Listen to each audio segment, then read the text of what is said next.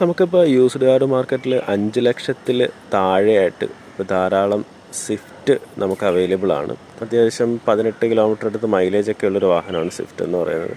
പിന്നെ നമുക്ക് Wagon R അങ്ങനെയുള്ളൊക്കെ option ഉണ്ട്. പക്ഷേ ഇതിനേക്കാളിലൊക്കെ നല്ലൊരു ബെറ്റർ ഓപ്ഷൻ ഇപ്പോൾ 5 ലക്ഷത്തിൽ താഴെ നമുക്ക് അത്യാവശ്യം നല്ല ഡീസൻ്റ് ആൾക്കാർ യൂസ് ചെയ്തൊരു വണ്ടി ഇപ്പോൾ കിട്ടാനുണ്ട്. അതാണ് നമ്മുടെ ഹോണ്ട സിറ്റി. ഇപ്പോൾ അത്യാവശ്യം നമുക്ക് ഒരു ഡീസൻറ്റ് പ്രൈസിൽ ഡീസൻ്റ് ആൾക്കാരൊക്കെ യൂസ് ചെയ്തതൊരു 5 ലക്ഷത്തിൽ താഴെ ഇപ്പോൾ വന്നു തുടങ്ങിയിട്ടുണ്ട്.